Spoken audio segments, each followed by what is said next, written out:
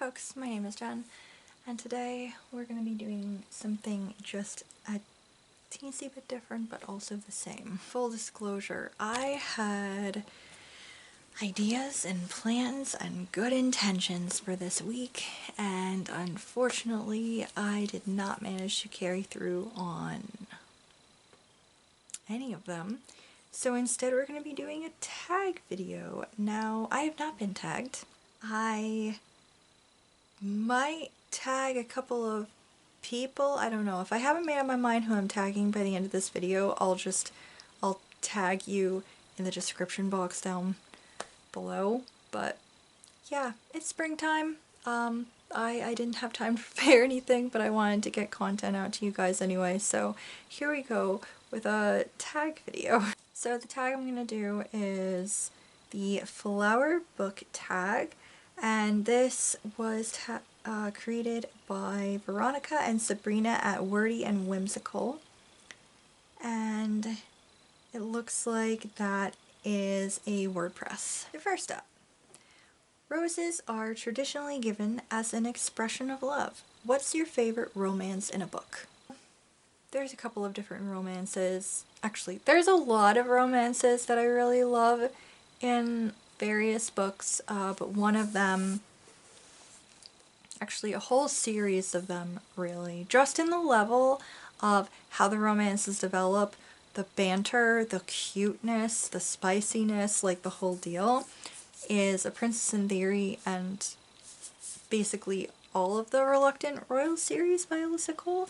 I think these romances are very well done. I think they're pretty overall fairly healthy relationships. The banter between the characters is really funny. I like the way that they develop.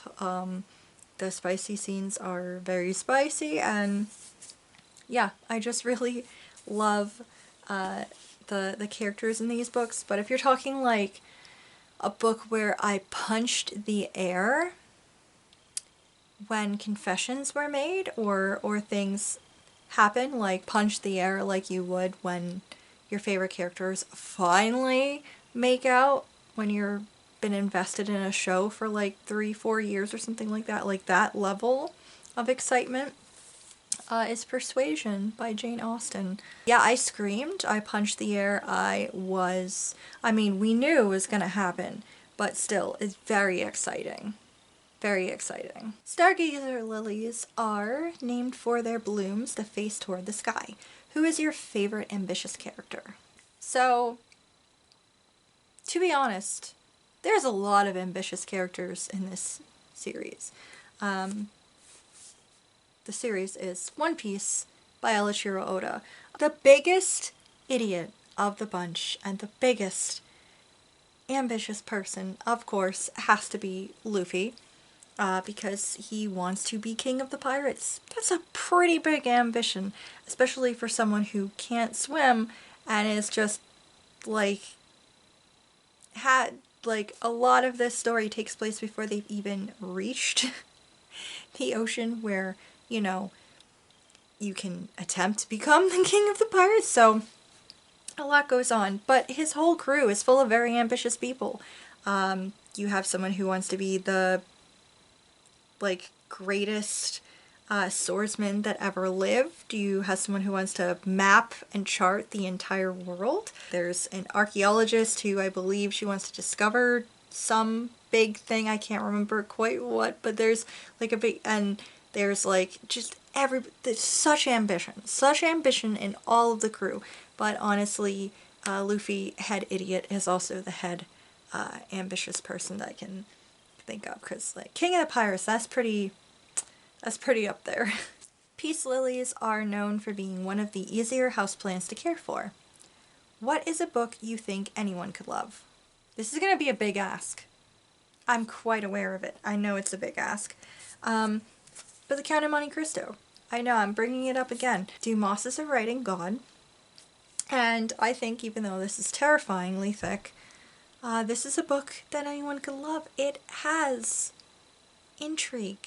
It has adventure. It has little bits of romance. It has, like I said, adventure, treasure, false identities, political intrigue, revenge. Revenge is very heavy on the plot.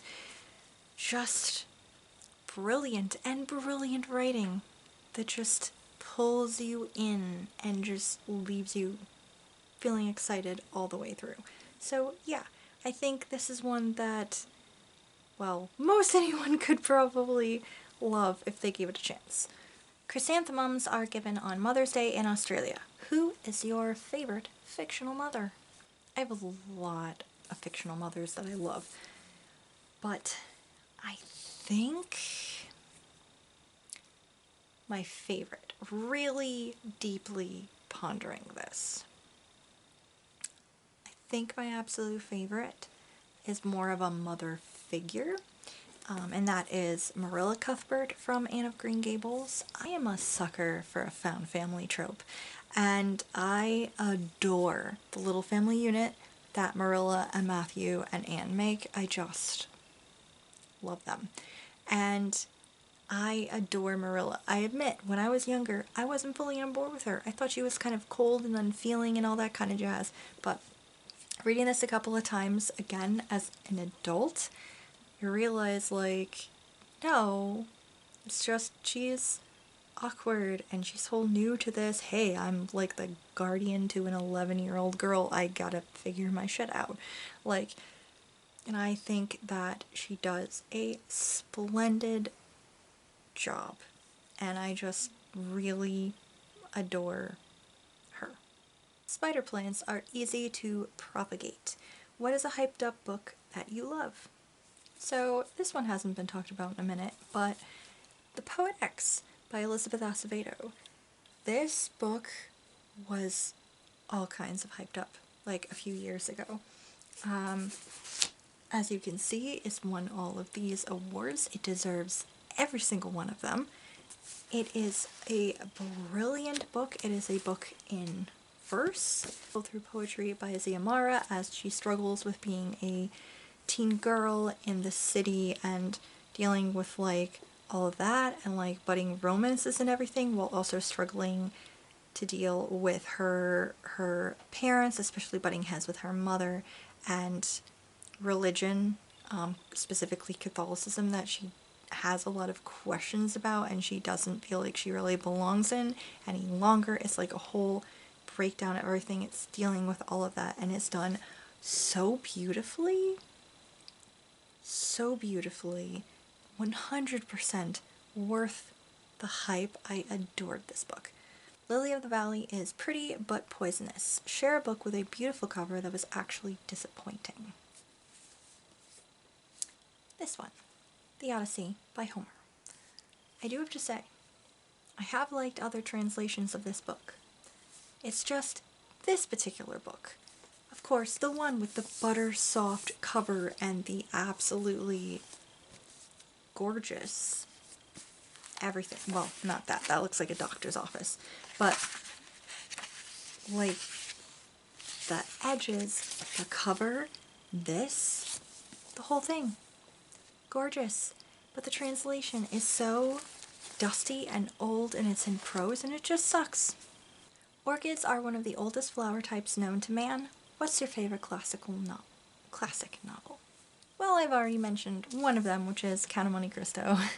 But my other favorite classic is A Christmas Carol by Charles Dickens. They're both very different if you really think about it, and probably feel weird to say that both of them are my favorite classic novels, but I love them dearly. I think the writing in both of them is absolutely gorgeous. I love the message that is behind this story so much. It warms my heart. Great. Peonies require lots of care. Share a bookish friendship that was caring and supportive. In the interest of not mentioning books that I feel like I've mentioned a lot in previous tags, I try to think outside of the box a little bit more here. And I came up with Mr. Mercedes by Stephen King. Which you might be saying, but I thought this was a book about a hunt for a serial killer. Yeah, you're right. That's true, or not really a serial killer, I guess it's more of a mass murderer. He's a bad dude. Friendship in here between Bill, Jerome, and Holly. I love it. They get shit done. They are a solid friend group, and they're also such a strange friend group. You've got the old retired cop, you've got the like, how old is Jerome? He's like a junior or senior in high school, I believe. Then you've got Holly, who's, I can't remember how old Holly is, but she's like an old maid kind of deal, a little bit reclusive, stuff like that. I don't know. It's just such a weird group of characters, but such a nice little friendship formed between the three of them. I love their friendship. Hyacinths have a sweet lingering fragrance. What's the sweetest novel you've ever read? So I really racked my brains with this one. I really had to. I actually did some scrolling through my old Goodreads because I was like, I know there's stuff that I've talked about that I was like, this is so sweet, my teeth hurt. But I think what I'm gonna go with is The Prince and the Dressmaker by Jen Wang. This was absolutely adorable. Such a sweet story. Another actual, like, very sweet relationship between these two characters. Such a sweet story. Absolutely gorgeous. Also, the characters themselves portrayed so cute. Adorable. Tulips are bright, popular, and showy. Who is your favorite larger-than-life character? I think for this, I'm gonna have to go with another Dumas creation, and that is D'Artagnan. D'Artagnan is a lot. He is brash. He doesn't always think before he leaps. He is so braggy. He is an idiot, but you can't help but love him anyway. Actually, all of the Musketeers are very much larger than life. The whole bunch of them. Athos, Porthos, Aramis, they're all in their own ways larger than life as well. They're a bunch of dumb idiots, but you can't help but root for them anyway. There's just something so endearing about them, despite the fact that they're big dumb idiots who also make some pretty terrible decisions. But yeah, the Musketeers, all of them, yeah. Certain types of water lilies are difficult to eradicate. What is a novel that has stood the test of time and remained your favorite through the years? So I have a lot of favorites. I've gone into some of them already. We're going to be talking about more in the future. But I think the one that is the oldest on my list, one that has been an absolute all-time favorite of mine since I was like 11 years old, is The Westing Game by Alan Raskin. Even reading this as an adult, I love it. This was the first big mystery I read. Now, it wasn't like the first like adult mystery I read. That wasn't Agatha Christie, which is also one of my favorites. But this was the first mystery I read that wasn't like either Nancy Drew Hardy Boys or connected with something. Like a Mary-Kate and Ashley Olsen mystery. Or a Wishbone mystery. It wasn't like connected with some characters or a series or something. It was like an official on its own actual mystery. And it's just, I think that there's a little bit in here that definitely dates it. It was written in the 60s or 70s, I believe, and yeah, there's a couple of parts that definitely date this novel, but I think overall it does stand the test of time. I think it holds up pretty well, and I love the cast of characters, the twisty-turny mystery, just how everything is put together. I think it's just so well done and brilliant, and it was the first mystery that absolutely stumped me, and I loved it, and I still really love it. The last question is, lavender has many uses, from landscaping and food to cosmetics and essential oils. Name a book you love that fits in more than one genre. I also had to spend a little bit of time thinking about this one, and I feel like I'm probably gonna get this wrong, and when I edit later I'm gonna kick the shit out of myself, but This is really hard. The only one that really came to mind is one that I've previously mentioned, which is Mr. Mercedes, actually that whole trilogy. They are technically mysteries, I believe, or like crime fiction, more like.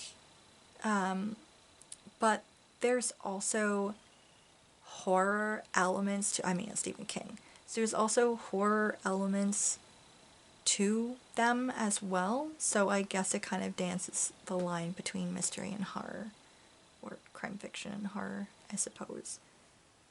Yeah, I know I'm gonna kick myself later because I know I'm gonna think of something else and I'll be like, oh, you idiot. that that book is two genres or multiple genres at one, but yeah, that Mr. Mercedes trilogy is the only one that's really coming to mind right now. It's editing Gen of the Future, and I did think of more books. I can't believe I didn't think about it at all, but a lot of Nora Roberts's books, um, maybe not so much some of her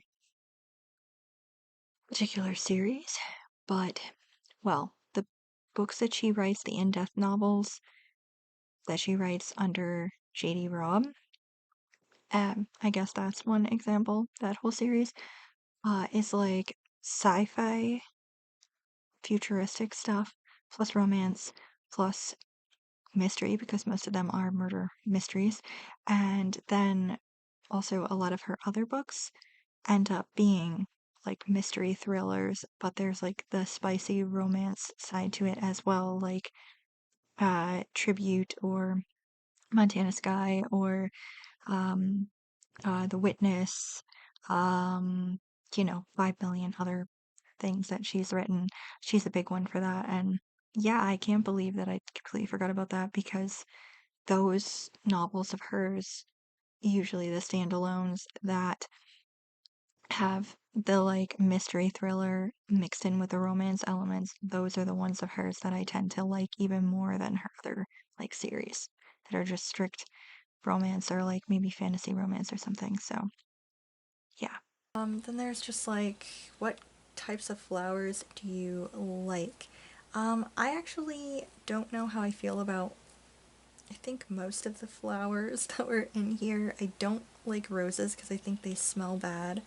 I'm not a big lily fan. I'm kind of indifferent to chrysanthemums. I don't like spider plants. Orchids are alright, but they're too fussy. And I mean, same goes for peonies, and hyacinths are okay, but they're also pretty stinky. I guess I like tulips, and I really like lavender, especially the smell of lavender. But favorite all-time flowers, well, my favorite flower of all time are black-eyed Susans. I absolutely love them, and I know they're like technically wildflowers, so you don't really typically go to like a florist and get them or something. Um, but yeah, I absolutely love them. And lilacs. When I was growing up, there was a lilac bush right outside one of my bedroom windows, and that was my favorite part of spring, was to have the window open and smell that. I just really love lilacs. Yeah. Anyway, that is this tag. Um, I am gonna think a little bit more about who exactly I want to tag, but I will put you down below.